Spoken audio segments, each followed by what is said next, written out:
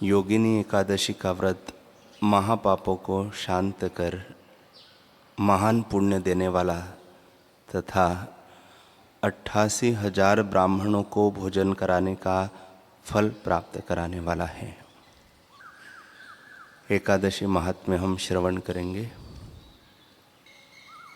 युधिष्ठिर ने पूछा, वासुदेव, आषाढ़ मास के कृष्ण पक्ष में जो एकादशी होती है उसका क्या नाम है? कृपया उसका वर्णन कीजिए। भगवान श्री कृष्ण बोले, नृपश्रेष्ठ, आषाढ़ गुजरात महाराष्ट्र के अनुसार ज्येष्ठ मास के कृष्ण पक्ष की एकादशी का नाम योगिनी है। यह बड़े बड़े पातकों का नाश करने वाली है। संसार सागर में डूबे हुए प्राणियों के लिए यह सनातन नौका के समान है। अलकापुरी के राजाधिराज कुबेर सदा भगवान शिव की भक्ति में तत्पर रहने वाले हैं। उनका हेममाली नामक एक यक्ष सेवक था जो पूजा के लिए फूल लाया करता था। हेममाली की पत्नी का नाम विशालाक्षी था। वह यक्ष कामपाश में आबद्ध होकर सदा अपनी पत्नी में आसक्त रहता था। एक दिन हेममाली मानस सरोवर से फूल लाकर अपने घर में ही ठहर गया और पत्नी के प्रेम पाश में खोया रह गया। अतः कुबेर के भवन में वह न जा सका। इधर कुबेर मंदिर में बैठकर शिव का पूजन कर रहे थे। उन्होंने दोपहर तक फूल आने की प्रतीक्षा की।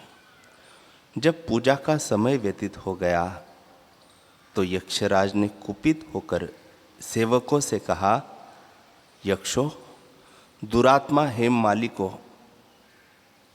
पकड़ के ले आओ। वो क्यों नहीं आ रहा है? यक्षों ने कहा, राजन, वह तो पत्नी की कामना में आसक्त हो घर में ही रमण कर रहा है। यह सुनकर कुबेर क्रोध से भर गए और तुरंत ही हेममाली को बुलवाया। वह आकर कुबेर के सामने खड़ा हो गया।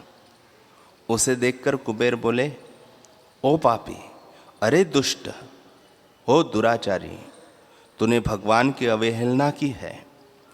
अतः कोढ़ से युक्त और अपनी उस प्रियतमा से वियुक्त हो इस स्थान से भ्रष्ट होकर अन्यत्र चला जा।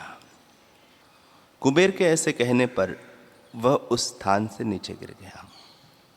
कोढ़ से सारा शरीर पीड़ित था, परंतु शिव पूजा के प्रभाव से उसकी स्मरण शक्ति लुप्त नहीं हुई।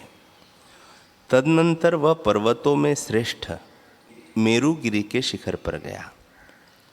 वहां पर उसे मुनीश्वर मार्कंडेय जी के दर्शन हुए। पाप कर्मा यक्ष ने मुनि के चरणों में प्रणाम किया। मुनीश्वर मार्कंडेय ने उसे भय से कांपते देखकर कहा, तुझे कोढ़ के रोग ने कैसे दबा लिया? यक्ष बोला, मुने, मैं कुबेर का अनुचर हेममाली हूँ। मैं प्रतिदिन मानस सरोवर से फूल लाकर शिव पूजा के समय कुबेर को दिया करता था। एक दिन पत्नी सहवास के सुख में फंस जाने के कारण मुझे समय का ज्ञान ही नहीं रहा। अतः राजाधिराज कुबेर ने कुपित होकर मुझे शाप दे दिया, जिससे मैं कोढ़ से आक्रांत होकर अपनी प्रियतमा से बिछुड़ गया। मुनिश्रेष्ठ, संतों का चित्त स्वभावतः परोपकार में लगा रहता है। यह जानकर मुझ अपराधी को कर्तव्य का आप उपदेश दीजिए।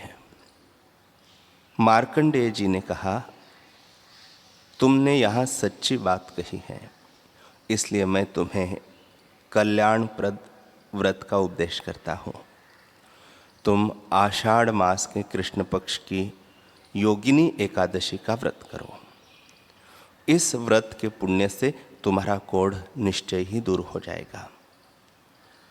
भगवान श्री कृष्ण कहते हैं कि हे राजन, मार्कंडेय जी के उपदेश से उसने योगिनी एकादशी का व्रत किया, जिससे उसका कोढ़ दूर हो गया।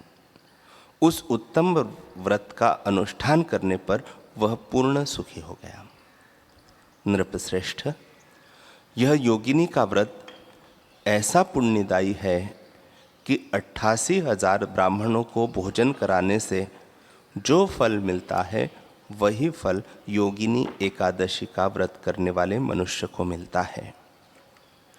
योगिनी महान पापों को शांत करने वाली और महान पुण्य फल देने वाली है। इस महात्म्य को पढ़ने और सुनने से मनुष्य सब पापों से मुक्त हो जाता है।